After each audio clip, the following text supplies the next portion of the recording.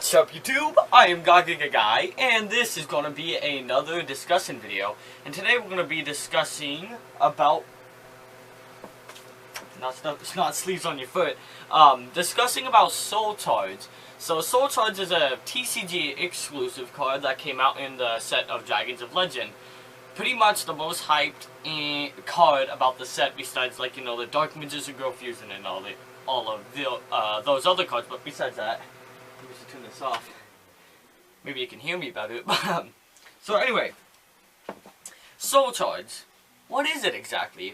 Well, spell card, activate it, pay 1,000 life points, and special summon, you know, as many monsters as you can from your graveyard at the cost of 1,000 life points each.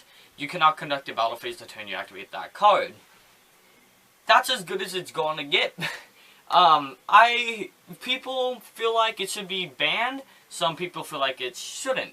But what I think is that it should be limited. Because honestly, Soul Charge isn't that bad of a card to have as limited. Some people may decide to spend all 5,000 of their life points in order to get a strong board out.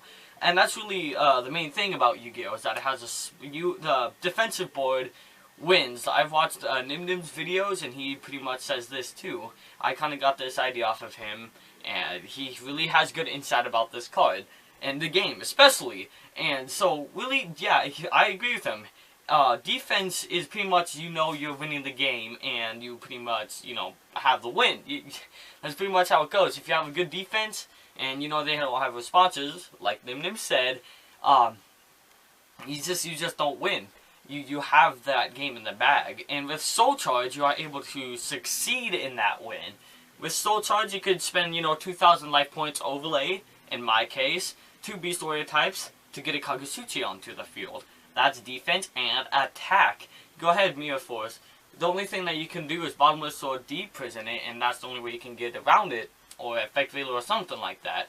But Soul Charge really is just the kind of card that wants to help you get a comeback from a really bad trap or a monster that just totally blew up the entire field. Example, Black Rose, Mirror Force, Bottomless. If you Pendulum Summon at the same time like that, that's just stupid.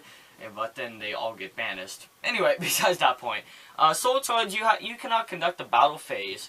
So, really, it is just a comeback card just to get your defenses back up so you don't get attacked for game. But the fact that you lose 1,000 life points per summon with this card just lowers your chances of, you know, coming back. Especially if you have a low amount of cards in your hand. Or it really just helps you get ready for your next turn.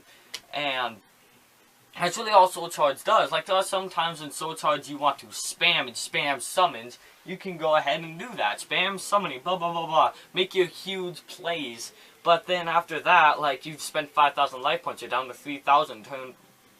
Well, I was about to say turn 1, but why would you do that? How would you get 5? Okay, Dragon Rulers, I guess, is the only one that could do that.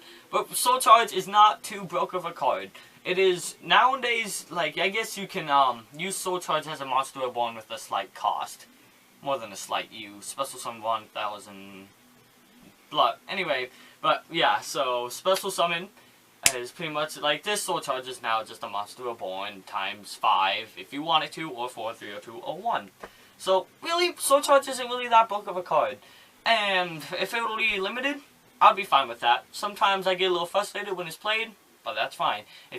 Because people have 3 in their deck and it's way more consistent to have, of course they're going to play it. But if it's limited to 1, I actually used to own a Soul Charge, and I was limited to 1 because I only had the 1, and threw it into the deck. I probably only drew it 2 times out of like the 50 duels I had. So honestly, not bad. So if Soul Charge was limited, that'd be fine.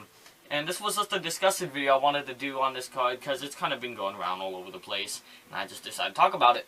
Let me know what you guys think about Soul Charge and if it should be banned or should be limited or just, you know, semi-limited or what. Just let me know in the comments down below.